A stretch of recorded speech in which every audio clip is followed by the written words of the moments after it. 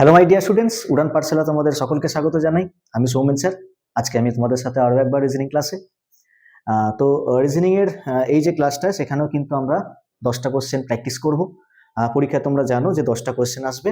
সেই 10টা কোশ্চেনকে ঠিকভাবেই করতে হবে, কারণ তোমাদের কিন্তু এক্সামকে কোয়ালিফাই করতে হবে। আর এক্সাম কোয়ালিফাই করতে গেলে তোমাদের কিন্তু রিজনিং এর 10টা কোশ্চেনের 10টা কোশ্চেনই কারেক্ট হওয়া চাই। তো কি রকম টাইপের কোশ্চেন আসবে তোমরা আগের ভিডিওগুলো দেখেছো। এই ভিডিওতেও তোমরা কিন্তু সেম টাইপেরই জিনিস দেখতে পাবে, নতুন নতুন কিছু কোশ্চেন। সেই কোশ্চেনগুলোকে কিভাবে সলভ করব, কি আইডিয়া দিয়ে সলভ করব, সমস্ত কিছুই পেয়ে যাবে হচ্ছে আমাদের এই ভিডিওতে। ভিডিওটা ফার্স্ট ক্লাস পর্যন্ত ভালো করে দেখো। আর তোমরা যদি চ্যানেলে নতুন হয়ে থাকো তাহলে অবশ্যই চ্যানেলটাকে সাবস্ক্রাইব করে নিও। চলো স্টার্ট করা যাক। ফার্স্ট দেখো এখানে প্রশ্ন কি করা হয়েছে, বলছে একটা কোড ল্যাঙ্গুয়েজে একটা ওয়ার্ড দেওয়া হয়েছে গার্ডেনিং, তাকে লেখা হয়েছে এইভাবে।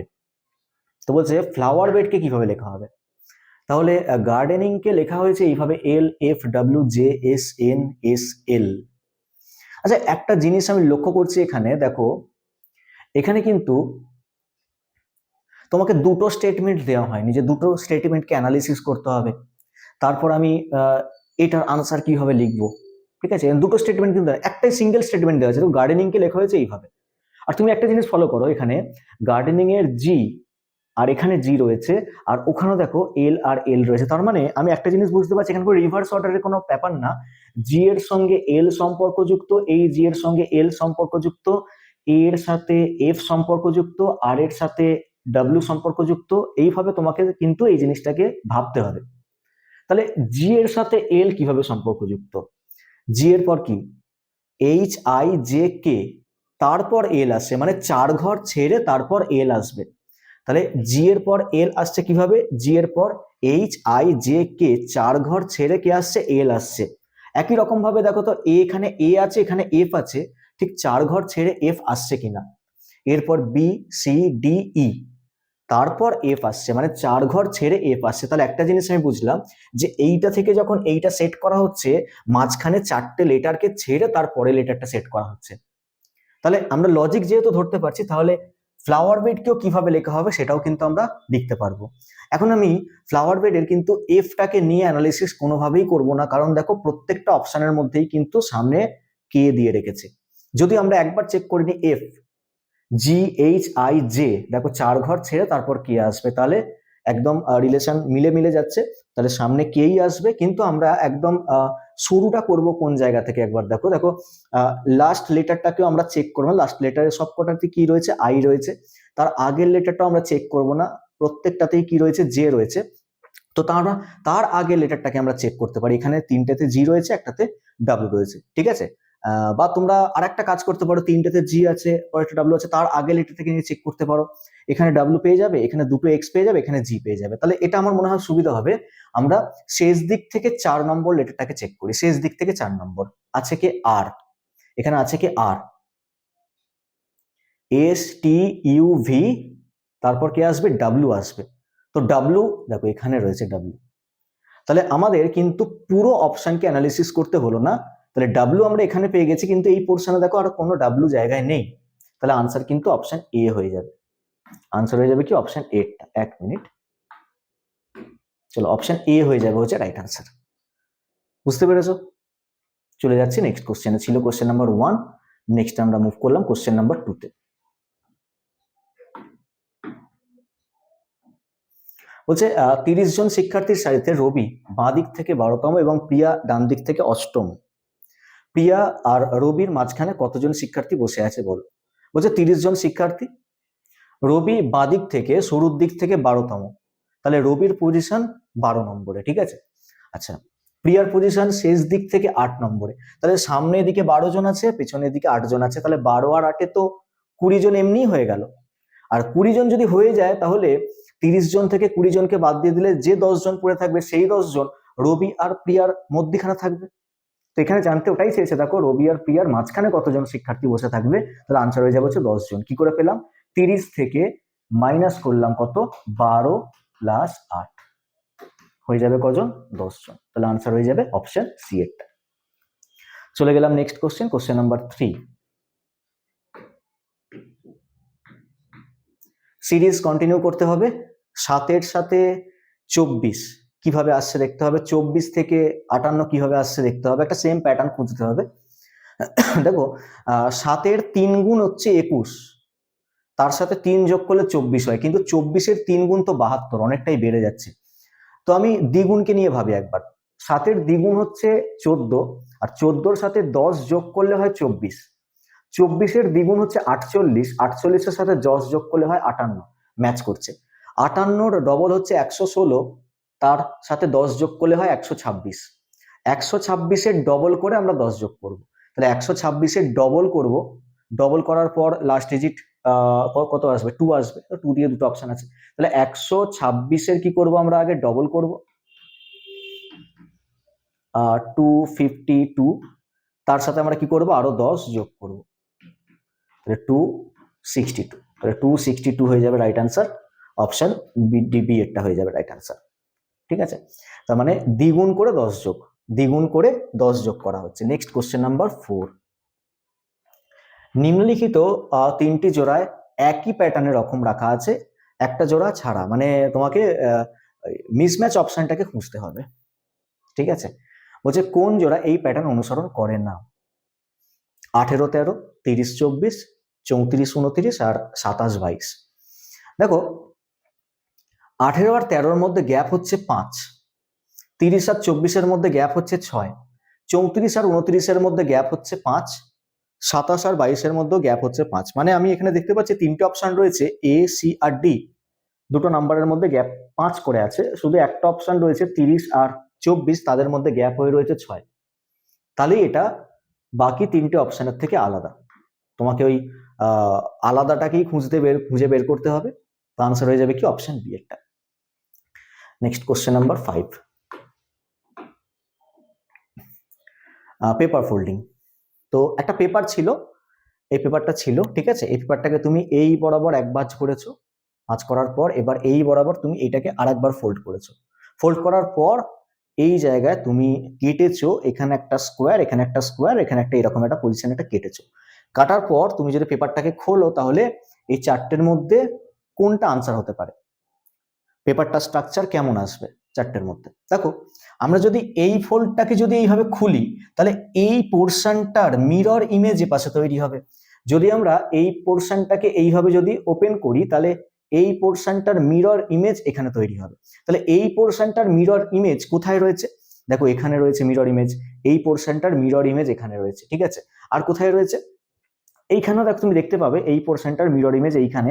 কিন্তু আরেকটা জিনিস নোটিস করবে ভালো করে, আর দেখো এখানে না, এই অপশনটা তো হবে না, কারণ এইটার মিরর ইমেজ ওটা না, কারণ এইটার মিরর ইমেজ এইটা নয়।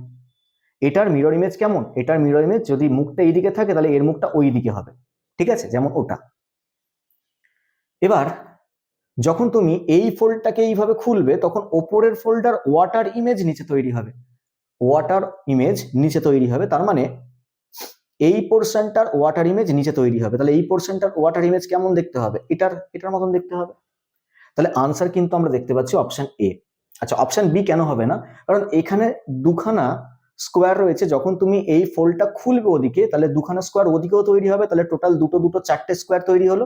আর যখন এই ফোল্ডটা নিচের দিকে খুলবে, তখন ওপরে যেহেতু 4টে স্কোয়ার রয়েছে, নিচেও 4টে স্কোয়ার তৈরি হবে, তাহলে 4টে টোটাল 8টা স্কোয়ার তৈরি হবে। আর 8টা স্কোয়ার ওখানে রয়েছে, এখানে রয়েছে 6টা স্কোয়ার, তাই অপশন রিজেক্ট হয়ে গেল। তাহলে অপশন বি, সি, ডি হবে না, অপশন এ হয়ে যাবে হচ্ছে রাইট আনসার। খুবই সিম্পল কোশ্চেন, কারণ তোমাদের পিক্টোরিয়াল ডায়াগ্রামের উপর তোমাদের প্রশ্ন আসবে বলেছে, তাহলে এরকম টাইপের কোশ্চেন আসতে পারে। Next question number 6, figure counting. এখানে একটা ফিগার দেওয়া আছে, বলছে যে এতে কতগুলো ত্রিভুজ আছে। ঠিক আছে, দেখো এখানে কতগুলো ত্রিভুজ আছে সেটা কাউন্ট করবার জন্য আমি যে ছবিটা দেখতে পাচ্ছি, এই ছবিটাকে আমি দুটো পার্টে ভাগ করে নিচ্ছি, এটা একটা পার্ট আর এটা একটা পার্ট, দুটো পার্টে আমি ভাগ করে নিচ্ছি। প্রথম পার্ট, এই পার্টটাতে কতগুলো ত্রিভুজ আছে ম্যানুয়ালি কাউন্ট করবো, দেখো কোনো রকম লজিক ইউজ করছি না, ম্যানুয়ালি কাউন্ট করব। এখানে একটা ত্রিভুজ, 1টা 2টো 3টে 4টে 5টা 6টা, তাহলে এখানে আমি 6টা ত্রিভুজ পেলাম বাঁ দিকের পার্টে, 1টা 2টো 3টে 4টে 5টা 6টা, কটা ত্রিভুজ পেলাম, 6টা ত্রিভুজ পেলাম বাঁ দিকের পার্টে। এবার ডান দিকের পার্টে 7টা 8টা 9টা 10টা 11টা 12টা 13টা 14টা, তাহলে কতগুলো ত্রিভুজ পেলাম, টোটাল 14টা ত্রিভুজ পেলাম। আর একটা দেখো, এই দুটো ছবিকে মার্জ করার পর এটা একটা বড় ত্রিভুজ, তাহলে 14 আর একে 15টা ত্রিভুজ আমরা পেলাম। এটা ছাড়া আর তোমরা কিন্তু কোনো ত্রিভুজ দেখতে পাবে না, ঠিক আছে? তাহলে টোটাল কটা 15খানা ত্রিভুজ তৈরি হচ্ছে। তাহলে 15খানা ত্রিভুজ, অপশন বি হয়ে যাবে হচ্ছে রাইট আনসার। আরো একবার চেক করে নি, 1 2 3 4 5 6 6টা, 7 8 9 10 11 12 13 14 আর বড়টা একটা 15। তাহলে 15খানা ত্রিভুজ তৈরি হচ্ছে। তাহলে আনসার হয়ে যাবে হচ্ছে অপশন বি এরটা। Next question number 7। প্রদত্ত বিবৃতি এবং সিদ্ধান্তগুলো সাবধানে পড়ুন। আর বিবৃতিগুলিতে দেওয়া তথ্য সত্য বলে ধরে নিয়ে, এমনকি যদি তা সাধারণত পরিচিত তথ্যের সাথে ভিন্ন হয়, তবে প্রদত্ত সিদ্ধান্তগুলোর মধ্যে কোনটা যুক্তিযুক্তভাবে বিবৃতিগুলো থেকে অনুসরণ করে তা স্থির করুন। বিবৃতি দেওয়া আছে 3টে, আর তার জন্য কনক্লুশন দেওয়া আছে 2টো। তোমাকে চেক করতে হবে কোন কনক্লুশনগুলো ঠিক, কোনগুলো ভুল। আচ্ছা, এখানে ফার্স্ট স্টেটমেন্ট দেওয়া হয়েছে সমস্ত গাড়ি বাস। সমস্ত গাড়ি বাস মানে তোমার ভেন ডায়াগ্রাম দিয়ে যদি আমি জিনিসটাকে সলভ করতে চাই, তাহলে সমস্ত কার বাস হওয়া চাই। তাহলে সমস্ত কার বাস হওয়া চাই, সমস্ত কার বাস হওয়া চাই, ঠিক আছে? তারপর কি বলেছে? সমস্ত বাস ট্রাক, সমস্ত বাস ট্রাক, সমস্ত বাস হচ্ছে ট্রাক। কিছু বাস জাহাজ, কিছু বাস হচ্ছে জাহাজ, কিছু বাস হচ্ছে জাহাজ মানে শিপ। কিছু বাস মানে বাসের একটা ইন্টারসেক্টিং পার্ট, সেটা শিপের আন্ডারে থাকবে, এটা বলেছে। এইবার এখানে কনক্লুশনে কি দেওয়া হয়েছে? কিছু জাহাজ গাড়ি মানে কিছু শিপ কার। দেখো, হতেও পারে নাও হতে পারে, কারণ আমি যদি সার্কেলটাকে আরেকটু এইভাবে আঁকতাম, তাহলে শিপের সঙ্গে কারের একটা রিলেশন পেতাম। আর আমি যেভাবে এঁকেছি সেখানে শিপের সাথে কারের কোনো রিলেশন পাইনি, তার মানে রিলেশন থাকতেও পারে নাও থাকতে পারে। তাহলে এই স্টেটমেন্টটাকে কিন্তু আমরা ভুল ধরবো, ঠিক আছে? এখানে বলেছে যে কিছু জাহাজ হচ্ছে গাড়ি, তাহলে কিছু জাহাজ গাড়ি হতেও পারে নাও হতে পারে। তাহলে এটা কিন্তু আমরা ডেফিনেটলি কারেক্ট তো বলতে পারবো না, ওটাকে আমি কেটে দিলাম। নেক্সট বলছে সমস্ত ট্রাক গাড়ি, সমস্ত ট্রাকই হচ্ছে গাড়ি।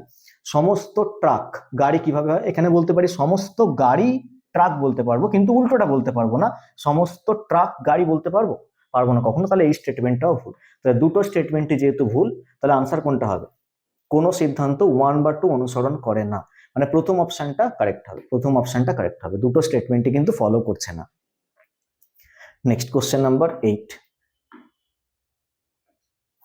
CDEF ST এবং ইউ প্রত্যেকের সপ্তাহে একটি ভিন্ন দিনে পরীক্ষা আছে, যা সোমবার থেকে শুরু হয় একই সপ্তাহে রবিবারে শেষ হয়। মানে 7জন ব্যক্তি 7 দিনে পরীক্ষা দেবে, স্টার্টিং হচ্ছে সোমবার থেকে, রবিবার পরীক্ষা শেষ।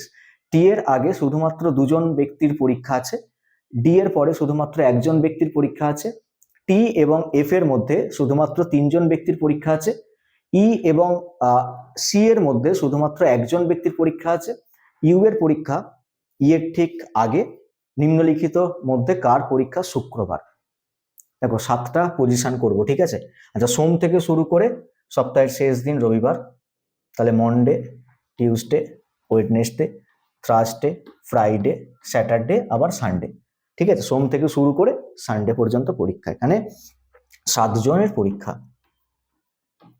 7টা প্লেস করলাম, ঠিক আছে? এবার কি বলেছে? প্রথম লাইনে বলেছে যে টি এর আগে শুধুমাত্র 2জন ব্যক্তির পরীক্ষা থাকবে, টি এর আগে 2জন ব্যক্তির পরীক্ষা থাকবে। তাহলে টি এর পরীক্ষা হবে কি? ওয়েডনেসডে, কারণ টি এর আগে 2জন ব্যক্তির পরীক্ষা থাকতে হবে। নেক্সট বলেছে যে ডি এর পরে শুধুমাত্র 1জন ব্যক্তির পরীক্ষা আছে, ডি এর পরে 1জনের পরীক্ষা থাকতে হবে। তাহলে এই জায়গা হবে ডি, যাতে ডি এর পরে আমি একটা প্লেস ফাঁকা পাই, সেই জায়গায় 1জনের পরীক্ষা থাকবে। নেক্সট বলছে যে টি এবং এফ এর মাঝখানে শুধুমাত্র 3জন ব্যক্তির পরীক্ষা আছে, টি আর এফ এর মাঝখানে 3জন। তাহলে টি কে বাদ দিয়ে আমাকে মাঝখানে 3টে গ্যাপ চাই, তারপরে আমাকে এফ রাখতে হবে। তাহলে এই পাশে তো আমি রাখতে পারবো না, তাহলে এফ কে আমাকে রাখতে হবে হচ্ছে এই পাশে, যাতে টি আর এফ এর মাঝখানে 3জনকার জায়গা পাই, ঠিক আছে? টি আর এফ এর মাঝখানে 3জন থাকতে হবে। তাই বলেছে, দেখো টি আর এফ এর মধ্যে শুধুমাত্র 3জন ব্যক্তির পরীক্ষা আছে। ই এবং সি এর মধ্যে শুধুমাত্র 1জন ব্যক্তির পরীক্ষা, ই এবং সি এর মধ্যে 1জন থাকতে হবে। ই আর সি, দেখো আমি যদি ই কে এখানে বসাই, ই আর সি এর মাঝখানে 1জন, তাহলে আমাকে সি কে এখানে বসাতে হবে, কিন্তু এই জায়গায় তো টি অলরেডি বসে রয়েছে, তার মানে এই জায়গায় ই বসতে পারবে না, এই জায়গায় ই বসতে পারবে। এই জায়গায় যদি আমি ই বসাই তাহলে আমি সি কে এই জায়গায় বসাতে পারবো, তাহলে ই আর সি এর মাঝখানে একজন থাকবে, ঠিক আছে। আবার যদি আমি এই জায়গায় ই বসাই তাহলে এই জায়গায় সি কে রাখতে পারবো, ঠিক আছে, যাতে ই আর সি এর মাঝখানে একজন থাকে। তাহলে একটা জিনিস বুঝলাম যে ই এর পজিশন এই জায়গায় বা এই জায়গায় হবে, আর সি এর পজিশনও অল্টারনেটিভ এই জায়গা বা এই জায়গায় হবে। এই জায়গায় যদি ই বসে তাহলে এই জায়গায় সি বসবে, আর এই জায়গায় যদি ই বসে তাহলে এই জায়গায় সি বসবে। তাহলে এই দুটো প্লেস ই আর সি এর জন্য, ঠিক আছে, এই দুটো প্লেস ই আর সি ছাড়া আর অন্য কেউ কিন্তু বসবে না। তারপরে কি আছে, বলছে যে ইউ এর পরীক্ষা ই এর ঠিক আগে, ইউ এর পরীক্ষা ই এর আগে হতে হবে। তাহলে ই কে যদি আমি এইখানে রাখি তাহলে ইউ কে তো এইখানে রাখতে হবে, কিন্তু ইউ এর প্লেস তো এই জায়গায় হবে না, তাহলে ই কে আমাকে এইখানেই রাখতে হবে। তাহলে ই যদি এইখানে থাকে তাহলে ইউ এইখানে থাকবে, আর বলেছিলাম যে ই আর সি এই দুটো প্লেসের মধ্যেই থাকবে, তাহলে সি এইখানে পড়ে কে থাকলো, এস পড়ে থাকলো। তাহলে এস এর পরীক্ষা হচ্ছে ফ্রাইডে। জানতে কি চাওয়া হয়েছে, বলছে যে কার পরীক্ষা ফ্রাইডেতে আছে, তাহলে এস এর পরীক্ষা হবে হচ্ছে ফ্রাইডে, অপশন ডি এরটা হবে হচ্ছে রাইট অ্যান্সার। ক্লিয়ার হয়েছে? চলে গেলাম নেক্সট কোশ্চেন নাম্বার 9। বলছে একটা নির্দিষ্ট কোড ভাষায় ব্লাড রিলেশনের কোশ্চেন, বলছিলাম যে ইদানিং এরকম টাইপের কোশ্চেন আসছে, এ প্লাস বি তার মানে হচ্ছে এ হলো বি এর মা, এ হলো বি এর মা, আর এ মাইনাস বি মানে হচ্ছে এ হলো বি এর ভাই, এ ইনটু বি মানে এ হলো বি এর স্ত্রী, আর এ ডিভাইডেড বাই বি মানে হচ্ছে এ হলো বি এর বাবা। রিলেশন দেওয়া আছে M divided by N minus O plus P into Q. তাহলে এম কিউ এর সাথে কিভাবে সম্পর্কযুক্ত, মানে এম কিউ এর কে হয়, এম কিউ এর কে হয়। তাহলে এই রিলেশনটাকে আমাকে আঁকতে হবে, M divided by N, divided by মানে হচ্ছে এ হলো বি এর বাবা, তাহলে এম হলো এন এর বাবা, তাহলে এম হচ্ছে এন এর বাবা, এম হলো বাবা, কার বাবা, এন এর বাবা। কিন্তু এন মেল পার্সন না ফিমেল পার্সন জানি না, নেক্সট জেনারেশন এটুকু জানি, তাই নেক্সট জেনারেশন আমি নিচের লাইনে আঁকলাম। এন মাইনাস ও, মাইনাস মানে কি, মাইনাস মানে হচ্ছে ভাই, তাহলে এন কে ভাই হতে হবে ও এর, তাহলে এন হচ্ছে ভাই কার, ও এর, সেম জেনারেশন। তাই এইভাবে আমি ভাইকে ডিনোট করলাম, এইভাবে কার্ভ লাইন দিয়ে, এন হচ্ছে ও এর ভাই, কিন্তু ও মেল পার্সন না ফিমেল পার্সন জানি না, তাই ও এর মাথায় আমি কিন্তু কোনো প্লাস বা মাইনাস সাইন আপাতত দিলাম না। নেক্সট বলছে ও প্লাস পি, প্লাস মানে কি, প্লাস হলো ও হচ্ছে পি এর মা, তাহলে ও হচ্ছে মা, কার মা, পি এর মা।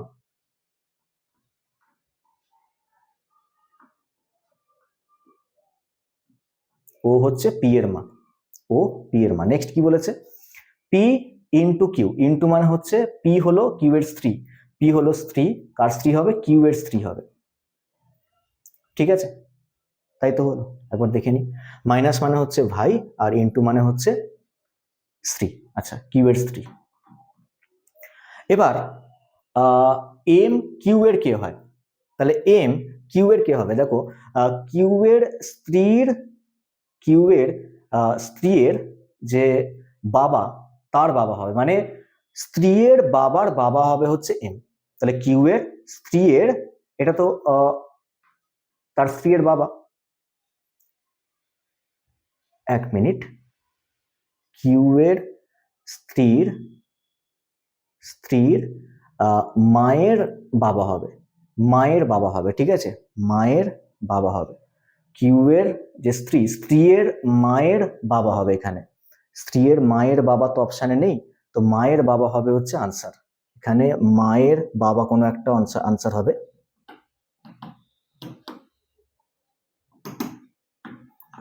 স্ত্রীর মায়ের বাবা হবে, তো অপশন বিটাকে রাইট করলাম, ঠিক আছে। আচ্ছা এখানে নেক্সট আমরা লাস্ট কোশ্চেনে মুভ করছি, লাস্ট কোশ্চেন নাম্বার 10।